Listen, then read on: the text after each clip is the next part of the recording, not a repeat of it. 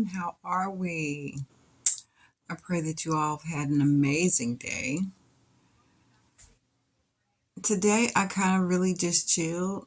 I don't know how people do these content creating, like making videos all the time. I ain't gonna be able to do that one. That's not my ministry. But anywho, I wanted to do a video before I called it a night.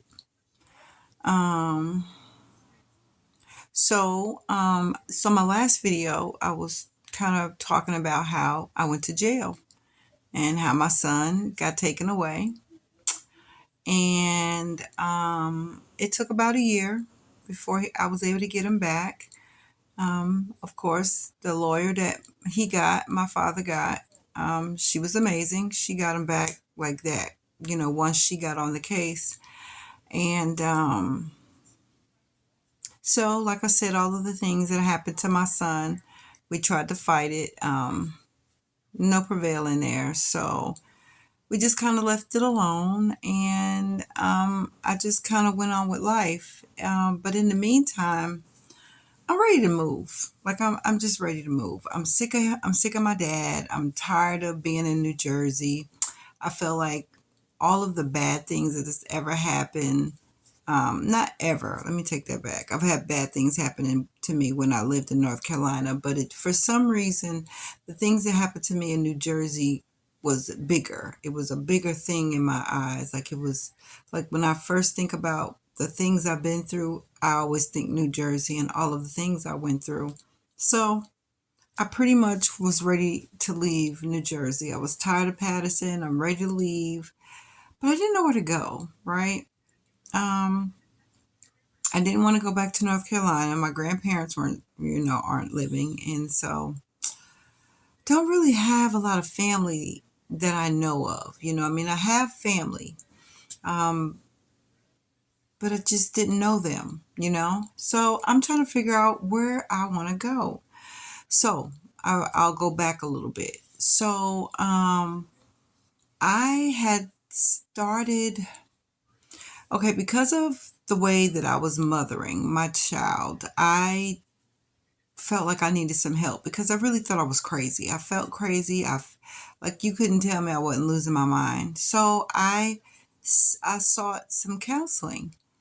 And I went to counseling, and I'll never forget Miss DJ. I never knew what her real name was. Or if I did, I don't remember it. We just kept calling her DJ. DJ was awesome. Um, but it took me a minute to find her. One thing, if you have some trauma in your life and you want to do counseling, you got to find a good counselor because all counselors are not created equal. Trust and believe. You have to find the right one that's going to help you. And so thankfully I was able to find DJ. Um, and I think I've already told this story. So, but in the process of, going to counseling with DJ, um, she reached out to my dad. She wanted him to be in the counseling sessions. And because some time ago, in earlier part of my videos, I was telling you guys how I was told that my dad unalived my mom because I'd never met her, I'd never seen her, not even a picture. So I was told that my dad had unalived my mom. And one time, still living with my dad, I was so angry and I literally just blurted it out. So, what are you going to do? Kill me like you did my mother? And he looked at me like I was crazy. And he was like, why would you say something like that?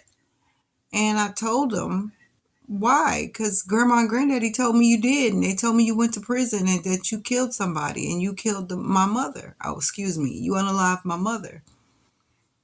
And he was so hurt. Like he just was so hurt. He was hurt that I believed it. Sir, do you know who you raising? Like, do you remember all the stuff you done to me? Why wouldn't I believe that you done that to my mother? So, yeah, he wanted to clear his name. So he called my grandparents. He cussed them out and all the things but he still had no pictures or nothing to prove to me that she was still alive. So when I went to counseling, I was probably in my 20s, early 20s.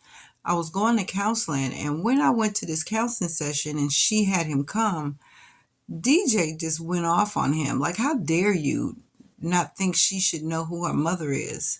You should go home and find any information that you have about her mother so that she can find her mother. She deserves to know who her mother is. Don't you think she deserves to know who her mother is? And I told you in some of my other videos, he was very intimidated by strong women, very intimidated. So he did exactly what DJ said. He went home, he came back to the counseling session, and he had information about my mom, which was intriguing. So he found some old papers when they filed their taxes together because they were actually married. So when I look at the paperwork, initially the first thing I looked at was my mother's information because this is all new to me. This is the first time ever I get to see her name, just not a picture, just to see her name. It was just, oh, it was so exciting to me. So I see her name and I'm just looking and I'm looking at how old she was and all the things, and I'm, looking at all the information about her, not paying any attention about him at all. So, man, I could see it now in the counseling session with DJ. So again, not paying any attention about my dad at all. But when I got home, I just couldn't stop looking at the paper. So I'm just looking and I'm looking at the paper. I'm looking. I'm like, wait a minute. I thought he said that they were married. Who's Jack? Who is Jack Belton? Jack Belton. Now, only name I've ever known my dad was Willie. He's been Willie Bill Belton. That's what I knew. Now, years ago, my auntie, well, I called her my auntie, but she really wasn't. She said, your dad's name is what? And I said, Willie Bill Belton. And she said, Willie Bill? And I said, yeah. She said, that don't make sense. Now, I don't understand what she's talking about. But later on, I figured out that Bill was like a nickname that you would call someone named Willie or William. But, I mean, that's the only name I knew him by. So, yeah, Willie Bill Belton, WBB. That's what I always knew him by. But now I'm looking at these papers where him and my mother were supposed to have filed taxes together. And I'm like, who is Jack? Now, again, it didn't dawn on me that I've seen all these birth certificates with his name on it. I've seen all these social security cards with his name on it. I even seen my name with about 5 or 6, maybe 10, probably about 10 different birth certificates and social security cards with different names of me, right? So I call him because I'm confused. And I said, I thought you and my mother were married. And he was like, we were. And I said, I thought these were your papers that y'all filed with for taxes. And he said, it is. I said, well, who's Jack? And the first thing he did was start to stutter. Now that's when I always know he lies. When he's stuttering, he gets to lying and he gets really loud when he's lying. He stutter and he's loud and he's doing both. So I'm just listening.